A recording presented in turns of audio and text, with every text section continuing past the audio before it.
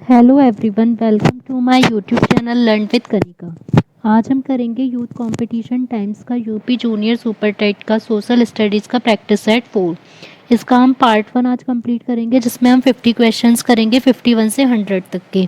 और फिर next class में पार्ट 2 करेंगे, जिसमें 101 से 150 तक के क्वेश्चंस। तो 3 सेट्स इसमें कंप्लीट हो चुके हैं। जिन लोगों ने नहीं देखे हो तो वो इसकी प्लेलिस्ट को भी ज़रूर विजिट कर सकते हैं और तब आप देख सकते हैं। Now let's start. फर्स्ट हमारा क्वेश्चन है, इनाम गांव भारत के किस राज्य में स्थित है। तो ये पूछा गया है कि जो इनाम गांव है वो भारत के किस राज्य में स्थित है। मध्य प्रदेश, आंध्र प्रदेश, महाराष्ट्र या फिर गुजरात। तो जो इनाम गांव है वो कहाँ पर स्थित है, कौन से भारत के महाराष्ट्र राज्य में स्थित है। और जिला पूछ लिया जाए तो जिला कौन सा आएगा, पुणे। पुणे जिला और राज्य महाराष्ट्र। और ये जो बस्ती है ये किस टाइम की है, ताम्र पाषाण युग की सबसे बड़ी मानवीय बस्ती जो है वो इनाम गांव को ही कहा जाता है, जहाँ से चूल्हे सहित बड़े बड़े कच्ची मिट्टी के मकान और गोलाकार गड्ढे वाले मकान इसमें मिले थे। यहाँ 100 से अधिक घर और करवें प्राप्त हुई थी। तो ये इम्पॉर्टेंट है, इसे हमें याद रखना है कि ये कहाँ पर है, महाराष्ट्र में। आंसर हो जाएगा ऑप्शन सी। नेक्स्ट है, निम्न में से कौन सा वेद गद्य और पद्य दोनों में लिखा है। तो गद्य और पद्य दोनों में कौन सा वेद लिखा गया है, तो वो है यजुर्वेद। जो यजुर्वेद है वो गद्य में भी लिखा गया है और पद्य में भी लिखा गया है। और ऋग्वेद जो है वो सबसे पुराना वेद होता है। इसमें जो सूक्तों की संख्या है वो कितनी है, ये पूछ लिया जाता है, 1028। और यजुर्वेद जो है वो यज्ञ, ये हमें यजुर्वेद से ही पता चल रहा है कि वो यज्ञ जो है शब्द से मिलकर बना हुआ है। तो इसी में सभी यज्ञ वगैरह के बारे में जो है इसी में ही बताया गया है। और इसकी 2 शाखाएं जो हम अपने कैलेंडर में देखते हैं ना, कृष्ण पक्ष और शुक्ल पक्ष, वो यजुर्वेद में ही इसके बारे में बताया गया है कि इसके 2 पक्ष हैं, कृष्ण पक्ष और शुक्ल पक्ष। और इसको पद्धति ग्रंथ भी कहा जाता है और ये गद्य और पद्य दोनों में लिखा गया है।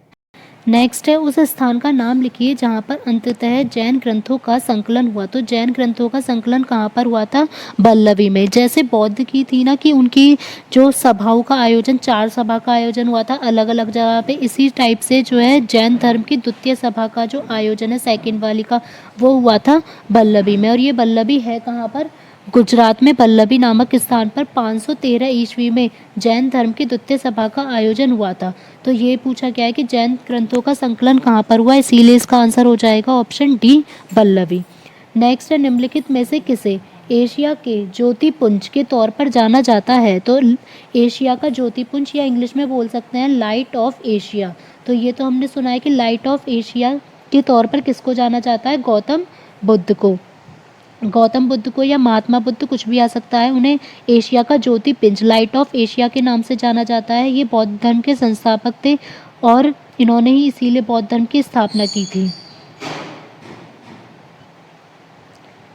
नेक्स्ट है, किसके शासन काल में डाईमेकस भारत आया था। तो ये बताना है कि किसके शासन काल में डाईमेकस भारत आया था। तो वो आया था बिंदुसार के शासन काल में। तो इसमें आंसर हो जाएगा ऑप्शन बी। नेक्स्ट है, निम्नलिखित युग्म में से कौन सा सही सुमेलित नहीं है। तो इसमें देखना है कि कौन सा सही मैच नहीं है। यहाँ पर राजवंश दिए गए हैं और फिर हमें राजकीय प्रतीक दिए गए हैं, क्योंकि हर एक राजवंश का अपना एक प्रतीक चिन्ह होता है। तो पहला है परमार। परमार का जो राजकीय चिन्ह है वो गरुड़ नहीं है, वो क्या है, सूर्यदेव। सूर्यदेव जो हैं वो परमार वंश के राजकीय चिन्ह थे। मलय केतु का सही है बराह, और चंदेल का राजलक्ष्मी, और गुर्जर प्रतिहार का भगवती। तो आंसर हो जाएगा ऑप्शन ए, क्योंकि परमार का मैचिंग नहीं है। नेक्स्ट है, भाग और बलि थे।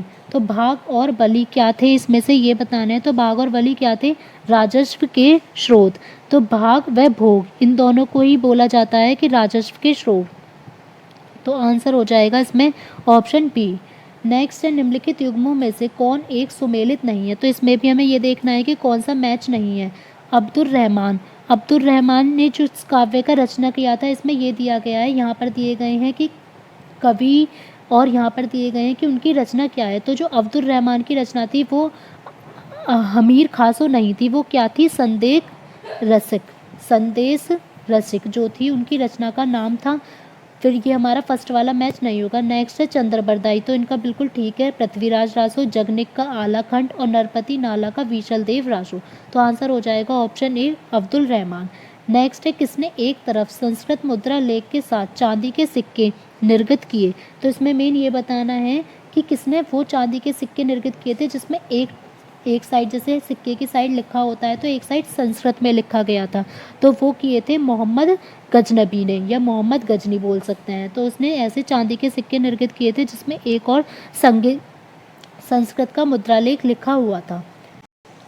नेक्स्ट है दीवान ए मुस्त खराज का संबंध किससे था। तो दीवान ए मुस्त खराज बोला जाता है भू राजस्व को। तो आंसर हो जाएगा ऑप्शन ए। नेक्स्ट है इनमें से किस सुल्तान ने सल्तनत की राजधानी दिल्ली से आगरा स्थानांतरित की थी। तो ये क्वेश्चन बहुत पूछा जाता है कि ऐसा कौन सा सुल्तान था जिसने दिल्ली सल्तनत की राजधानी दिल्ली से आगरा स्थानांतरित की थी। तो वो था सिकंदर लोदी। सिकंदर लोदी लोदी वंश का सेकंड नंबर का सुल्तान था। इसने 1503 ईस्वी में राजधानी को दिल्ली से आगरा स्थानांतरित किया था और इसी ने ही गजे सिकंदरी का प्रचलन चलवाया था। नेक्स्ट है सूची फर्स्ट को सेकंड से हमें मैच करना है और इसमें कोड दिए गए हैं। तो सूची फर्स्ट में दे रखे हैं और सूची सेकंड में दे रखे हैं। तो फर्स्ट हमें दे रखा है ख्वाजा मोइनुद्दीन चिश्ती। तो ख्वाजा मोइनुद्दीन चिश्ती जो है किससे मैच करेगा, चिश्तिया। ये नाम से ही पता चल रहा है कि चिश्ती है, तो किससे मैच करेगा, ये चिश्तिया संप्रदाय। इधर ये संप्रदाय दिए गए हैं तो ए का हो जाएगा हमारा थर्ड। नेक्स्ट है शेख अहमद सर हिंदी। तो शेख अहमद सर हिंदी का किससे आएगा, नक्शबंदिया। तो 2 बी का हो जाएगा हमारा 4। नेक्स्ट है दारा सिखो। दारा सिखो का आएगा कादिरिया संप्रदाय। तो सी का आ जाएगा 2। और लास्ट है शेख सहाबुद्दीन, इसका आएगा सुगरा वर्दिया। तो डी का आ जाएगा 1। तो आंसर हो जाएगा 3 4 2 1 ऑप्शन सी। नेक्स्ट है अकबर के विरुद्ध जौनपुर से फतवा जारी करने वाला उलेमा का सदस्य था। तो ये था मुला याजदी। तो आंसर हो जाएगा ऑप्शन ए। नेक्स्ट है निम्नलिखित मुस्लिम शासकों का सही कालानुक्रम नीचे दिए गए कोड से चुनिए। तो ये हमें 4 शासक दिए गए हैं, अहमद शाह अब्दाली, मोहम्मद शाह, जहांगीर, बहादुर शाह द्वितीय। तो इन्हें हमें अरेंज करना है कि सबसे पहले कौन है। तो इसमें सबसे पहले कौन आएगा, जहांगीर। तो फर्स्ट नंबर पे जहांगीर हो जाएगा हमारा।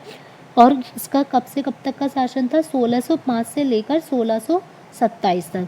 फिर जहांगीर के बाद कौन आएगा, मोहम्मद शाह। इसका कौन सा था, 1719 से लेकर 1748। तो ये हो गया 2 नंबर पर। फिर उसके बाद आएगा अहमद शाह अब्दाली आएंगे 3rd नंबर पे। इसका शासन कब था, 1748 में। फिर लास्ट कौन सा आएगा, बहादुर शाह द्वितीय। ये आएगा 4th नंबर पर। इसका शासन 1838 से लेकर 1858 तक।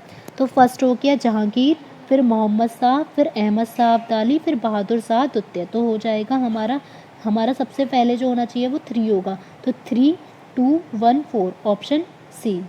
नेक्स्ट है मुगल कालीन कृषि की व्यवस्था के बारे में निम्नलिखित में से कौन सा स्रोत सर्वाधिक महत्वपूर्ण है। तो ये है कि मुगल कालीन जो कृषि के बारे में किस स्रोत से हमें सबसे ज़्यादा पता चलता है। तो वो पता चलता है हमें आईने अकबरी से। तो आईने अकबरी जो है अकबरनामा की ही जान है। इसमें 5 हिस्से हैं। पहले हिस्से में 10 और दूसरे हिस्से में 30 और तीसरे हिस्से में 16 आईने हैं। इस टाइप से इसको फिर आगे बांटा गया है। तो अकबरनामा और नेक्स्ट है अकबरनामा किसने लिखी थी, ये लिखी थी अबुल फजल ने। इन्होंने पूरे 7 साल में अकबरनामा को पूरा किया था। और उसके बाद ये आई थी आईने अकबरी। नेक्स्ट है कि कर्नाटक युद्ध किस किस के बीच में हुआ था। तो कर्नाटक युद्ध किन किन के बीच में हुए ये हमें देखना है। तो कर्नाटक युद्ध जो हुए थे वो अंग्रेजी व फ्रांसीसियों के बीच में हुए थे। तो आंसर हो जाएगा ऑप्शन डी। नेक्स्ट है भारत में न्यायिक संगठन की स्थापना किसने की। तो भारत में न्यायिक संगठन की स्थापना की थी लॉर्ड कॉर्नवालिस ने। लॉर्ड कॉर्नवालिस की इन्होंने ही अपनी सारी शक्तियों के बारे में इन्होंने लिखा था। इनकी जो कॉर्नवालिस संहिता है उसमें इसके बारे में न्यायिक संगठन के बारे में पूरा पता चलता है। नेक्स्ट है सूची फर्स्ट को सेकंड से मिलान हमें करना है और ये जो हमें कोड दिए गए हैं तो कोड में हमें देखने होंगे कि क्या आएगा। यहाँ पर दिया गया है इधर तो लक्ष्मीबाई, तात्या टोपे, नाना साहेब और बहादुर शाह। और इधर इनके साइड दिए गए हैं इनके बारे में। तो बाई जो थी उनका क्या था, लक्ष्मीबाई युद्ध में मारी गई थी। तो हमारा ए का क्या हो जाएगा, 4। यहाँ पर ये मिसिंग है, ये 4 नंबर है।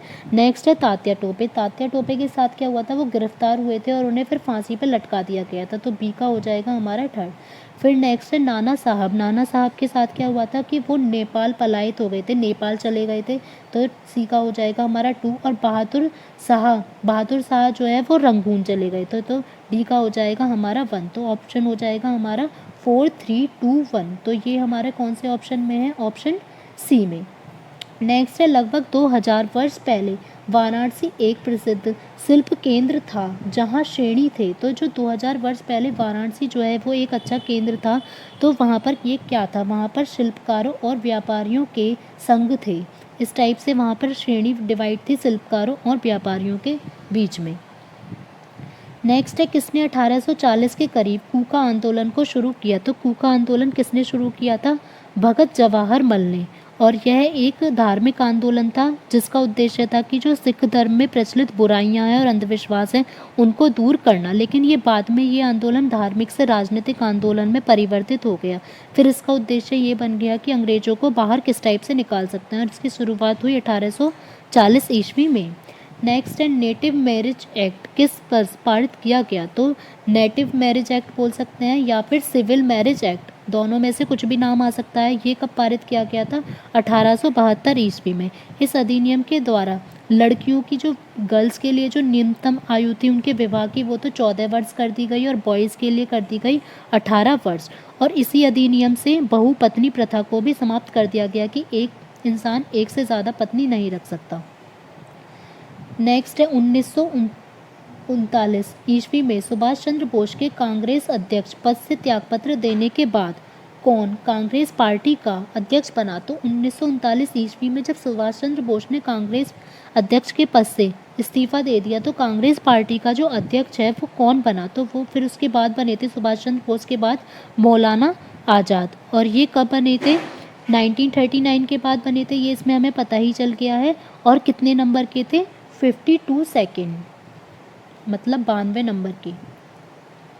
नेक्स्ट है निम्न में से लंदन में कर्जन वायली की गोली चलाकर किसने हत्या की थी। तो कर्जन वायली की जो हत्या थी वो किसने की थी, मदन लाल डींगरा ने। इन्होंने लंदन में की थी 1 जुलाई 1909 को।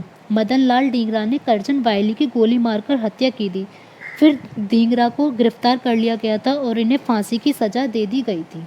नेक्स्ट है बंगाल विभाजन को रद्द करने की घोषणा कब की गई। तो पहले जो बंगाल विभाजन था, एक तो वो किस ईयर से रिलेटेड है, जो बंगाल विभाजन हुआ था वो 1905 में हुआ था। लेकिन उसको रद्द करने की घोषणा कब दी गई, वो दी गई थी 1911, 12 दिसंबर 1911 ईस्वी में दिल्ली दरबार में।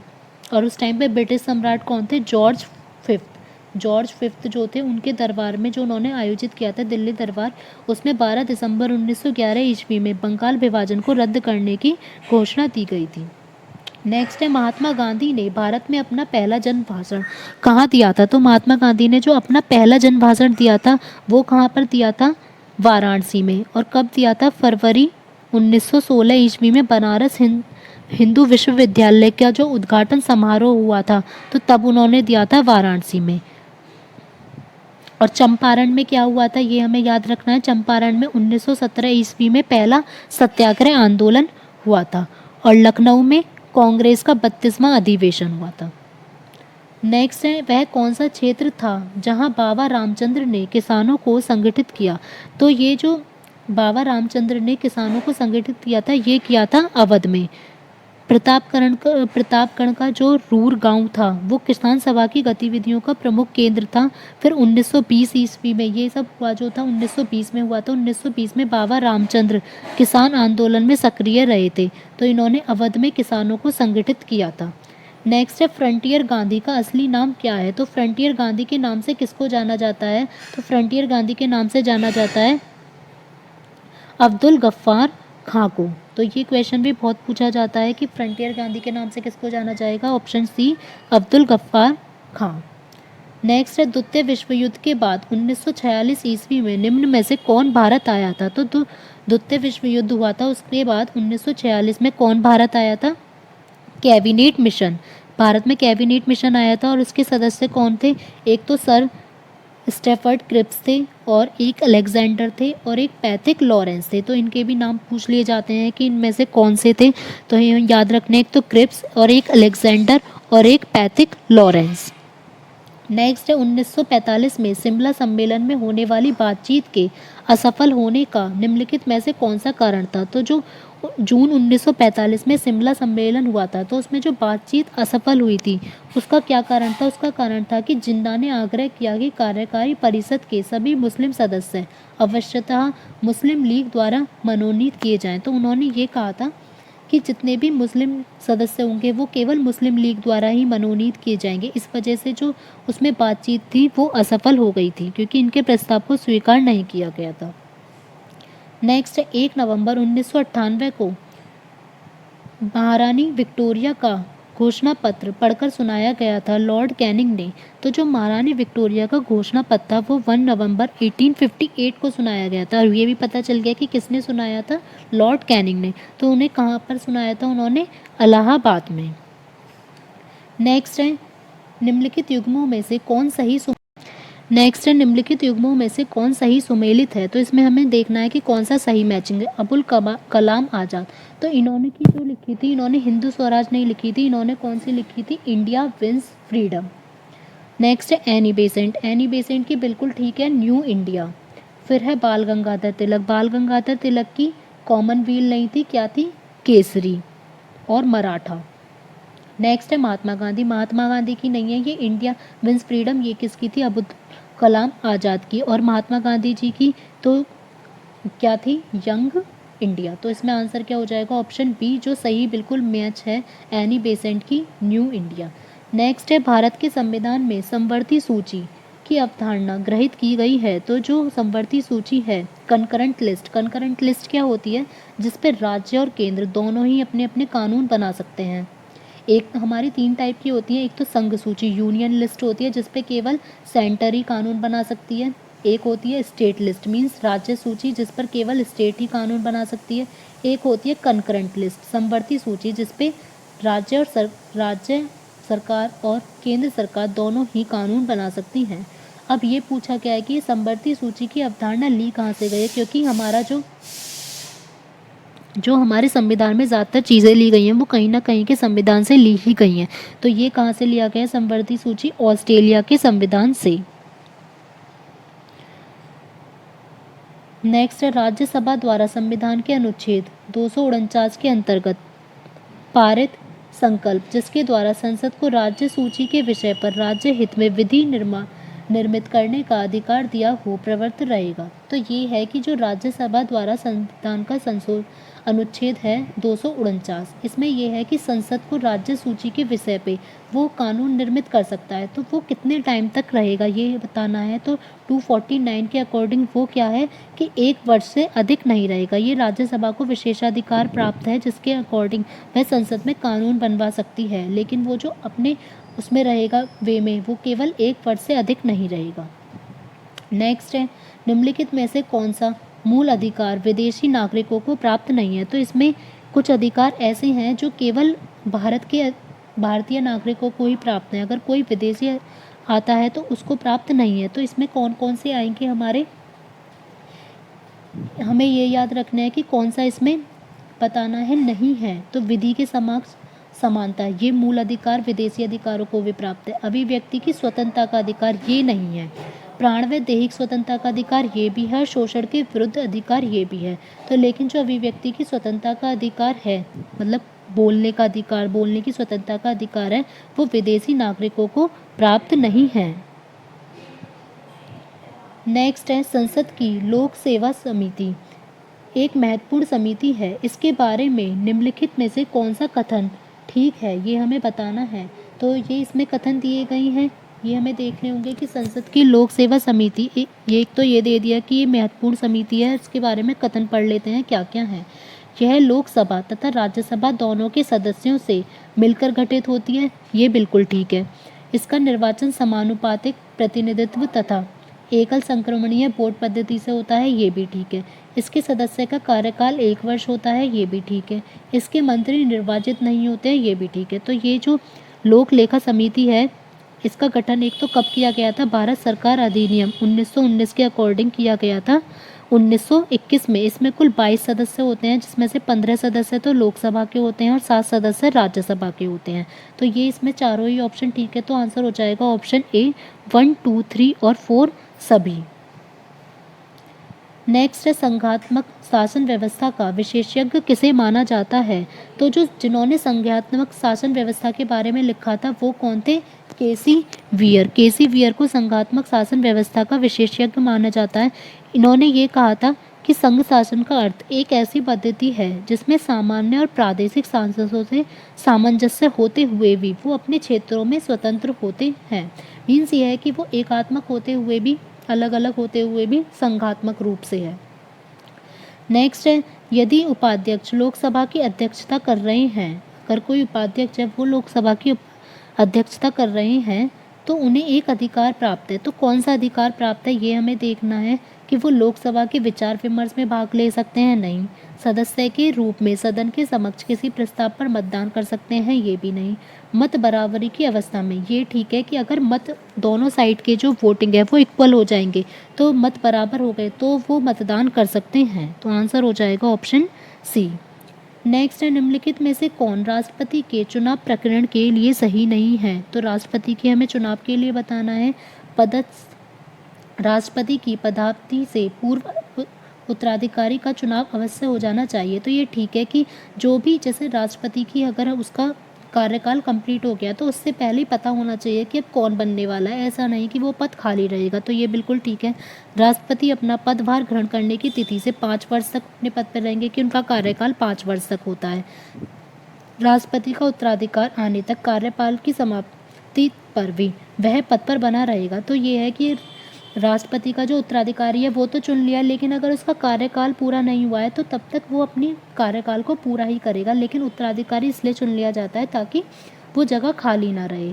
निर्वाचक मंडल के अपूर्ण होने के आधार पर राष्ट्रपति का चुनाव स्थगित किया जा सकता है। ये रॉन्ग है कि अगर निर्वाचक मंडल पूर्ण नहीं होगा तो राष्ट्रपति के चुनाव को स्थगित नहीं किया जा सकता। तो आंसर हो जाएगा ऑप्शन डी। नेक्स्ट है, निम्नलिखित में से कौन सा भारत के राष्ट्रपति का संवैधानिक अधिकार नहीं है। तो राष्ट्रपति का कौन सा संवैधानिक अधिकार नहीं है। विधेयक को पुनर्विचार के लिए वापस करना, ये ठीक है कि वो रिव्यू के लिए वापस कर सकता है। धन विधेयक को पुनर्विचार के लिए वापस करना, किसी विधेयक को तो वो वापस कर सकता है लेकिन कभी भी मनी बिल जो होगा उसको वापस नहीं कर सकता। लोकसभा का विघटन कर सकता है, राज्यसभा का आह्वान कर सकता है। तो आंसर होगा ऑप्शन बी, वो धन विधेयक को वापस नहीं कर सकता। नेक्स्ट है, लोकसभा के स्पीकर का निर्वाचन होता है। लोकसभा के जो स्पीकर का निर्वाचन होता है या कह सकते हैं लोकसभा अध्यक्ष, उसके चुनाव की व्यवस्था कौन से आर्टिकल में दी गई है, 93 में, जिसके अकॉर्डिंग लोकसभा के जो सभी सदस्य होते हैं वो लोकसभा के अध्यक्ष का चुनाव करते हैं। नेक्स्ट है, मंत्रिमंडल द्वारा राष्ट्रपति को दी जाने वाली, क्वेश्चन 91, मंत्रिपरिषद द्वारा राष्ट्रपति को दी जाने वाली कोई तथा कौन सी सलाह का प्रश्न। तो ये हमें बताना है, राष्ट्रपति को मंत्रिपरिषद द्वारा सलाह दी जाती है तो उसका जो सलाह का प्रश्न होता है वो किसी भी न्यायालय में जांच पड़ताल का विषय नहीं होगा। मीन्स ये पूछा है कि वो कौन से प्रश्न पर सलाह नहीं दे सकता, तो किसी न्यायालय में जांच पड़ताल का जो कोई भी विषय उस पर वो सलाह नहीं दे सकता है। तो आंसर हो जाएगा ऑप्शन ए। नेक्स्ट है, भारत के संविधान के 73वें संशोधन का संबंध। तो 73वें संशोधन से रिलेटेड क्वेश्चंस बहुत ज़्यादा पूछे जाते हैं। इसमें यूपी टेट वगैरह में भी ये कई बार पूछा गया है। एक तो ये किस ईयर से रिलेटेड है, 1992 से रिलेटेड है। और इसमें क्या हुआ था कि एक नया भाग पार्ट जो है पार्ट 9 जोड़ा गया था और शेड्यूल अनुसूची 11th जोड़ी गई थी। और ये किससे रिलेटेड है, पंचायती राज व्यवस्था से। नेक्स्ट है, सभी उत्तर चुने। जो राजस्थान का राज्यपाल होता है वो किसका कुल अधिपति होता है, तो वो किसका होता है, सभी राज्य विश्वविद्यालयों का।